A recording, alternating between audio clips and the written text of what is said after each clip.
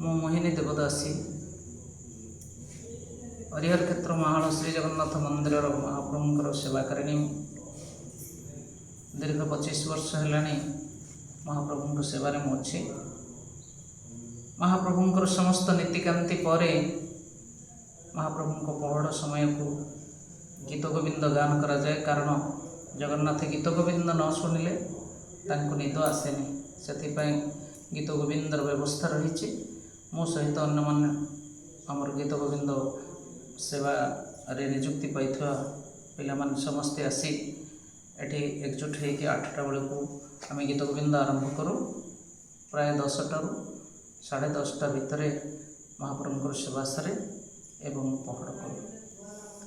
मोर जीवन थिबा पर्यंत महाप्रभुंर यही सेवार मो निजक नियोजित कर रखी जगन्नाथंकर कृपा थी। जो गीत गोविंद द्वारा महाप्रभु को आनंद प्रदान करा जाए, आसंतु से महाप्रभुंकर से चित्त विनोदक गीत गोविंद को आमे श्रवण करिबा।